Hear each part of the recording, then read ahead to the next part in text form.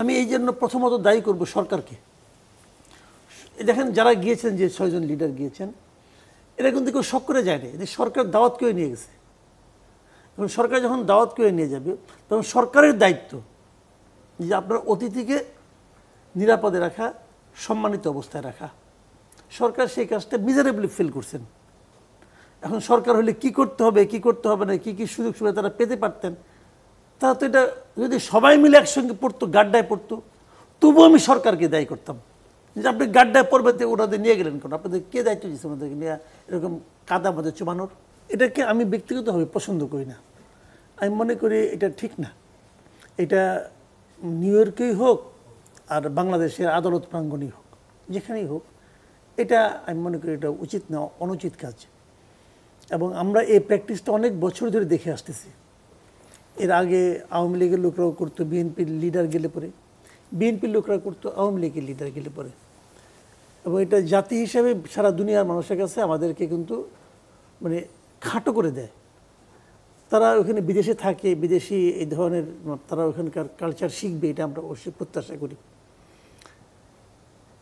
এখন এগুলো হলো বেসিক কথা আমার যেটা। তারপরে তো যুক্তি আছে, কুযুক্তি আছে, অজুহাত আছে, অনেক কিছুই আছে। কিন্তু যেমন ধরেন এখানে যে ঘটনাটা, এবার যে ঘটনাটা ঘটছে এটা দেখলাম তো আমরা। আমি এই জন্য প্রথমত দায়ী করব সরকারকে। দেখেন যারা গিয়েছেন, যে 6 জন লিডার গিয়েছেন, এরা কিন্তু কেউ শখ করে যায়নি। যে সরকার দাওয়াত করে নিয়ে গেছে। এবং সরকার যখন দাওয়াত করে নিয়ে যাবে, তখন সরকারের দায়িত্ব যে আপনার অতিথিকে নিরাপদে রাখা, সম্মানিত অবস্থায় রাখা। সরকার সেই কাজটা মিজারেবলি ফিল করছেন। এখন সরকার হলে কি করতে হবে, কি করতে হবে না, কি কি সুযোগ সুবিধা তারা পেতে পারতেন, তারা তো এটা যদি সবাই মিলে একসঙ্গে পড়তো, গাড্ডায় পড়তো, তবুও আমি সরকারকে দায়ী করতাম যে আপনি গাড্ডায় পড়বেতে ওনাদের নিয়ে গেলেন কেন? আপনাদের কে দায়িত্ব দিচ্ছে ওনাদেরকে নিয়ে এরকম কাদা মধ্যে চুবানোর? তাও দিতাম দোষ। আর এখন কি হয়েছে, সরকার নিজে ফুরুত করে উড়ে চলে গেছে নিরাপদে। মানে বন্ধু হিসেবে উনি খুবই একটা অনিরাপদ বন্ধু। এটা এই পলিটিক্যাল লিডারগুলিকে বুঝতে হবে যে আপনারা যার বন্ধুত্বে, যার আতিথ্যে গিয়েছেন, উনি মানে মানে গৃহস্থ হিসাবে খুব নিরাপদ না, এবং বন্ধু হিসাবে খুব নিরাপদ না। উনি এরকমই করবেন বাকি জীবন। কাজে ওনার ব্যাপারে একটু সবাই কেয়ারফুল থাকেন। আর ওনারা গেলেন কেন এটা আমি বুঝি না। কারণ যাওয়ার মুহূর্তে দেখলাম আমাদের প্রেস সেক্রেটারি বলতেছিলেন যে যারা যাচ্ছেন তারা নাকি সরকারের অংশীদার। এরা কি সরকারের অংশীদার? এই যে আমাদের উপদেষ্টা, প্রধান উপদেষ্টা এবং সরকারের যে ভূমিকা এদের ব্যাপারে, এরা তো সরকারকে দায়ী করতে পারবে না, কারণ তারা তো সরকারের অংশীদার। এই দায়িত্ব তাদের গায়েও লাগে যে আমি এই কাজের অংশীদার। তো এইগুলি সব মিলে একটা এলোমেলো অবস্থা আর কি। এরকম হয় যখন নাকি মানে মানে কোনো রকম না থাকে আর কি, মানে ভরসা না থাকে, তখন এরকম হয়, উল্টাপাল্টা আচরণ একজন করবে।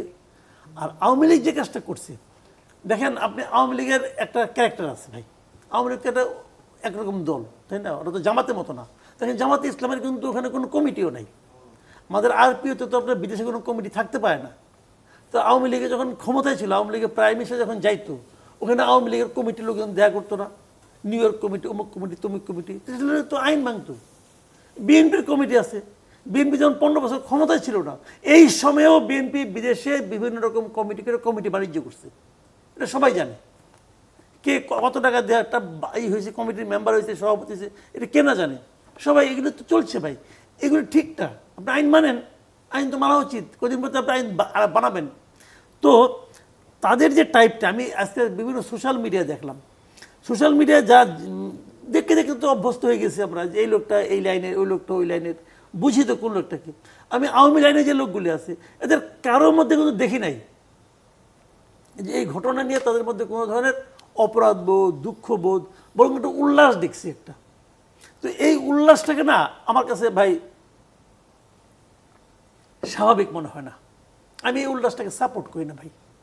তাদের এই উল্লাসের কারণ কি? তারা কি মনে করেন যে এটা করে তারা তাদের রাজনীতি পুনঃপ্রতিষ্ঠা করতে পারে? না, তাদের উল্লাসটা অন্যটা কারণে।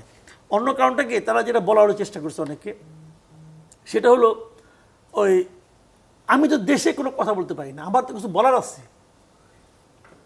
সে কথাগুলো তো আপনাকে দেশে আমাকে বলতে দিচ্ছেন না। অতএব এটা দ্বিগুণ তিনগুণ বিবর্ধিত হয়ে এখানে আমরা বলছি। কেউ কেউ বলছেন তোমরা দেশে আমাদের জন্য জায়গাটাকে হারাম করে তুলছো, আমরা বিদেশে তোমাদের জন্য জীবনটাকে দোজক বানাই দেব, বলতেছে কিন্তু এরকম ভাবে। এখন এইগুলির লজিক কতটুকু আছে, পলিটিক্স কতটুকু আছে, এটা নিয়ে নানা বিতর্ক চলতে পারে, কিন্তু কিন্তু এগুলো আমি দেখতেছি। আমি আপনাকে একটা ছোট কথা বলি, যদি আপনি আমাকে সময় দেন 2 মিনিটের মধ্যে বলি আর কি।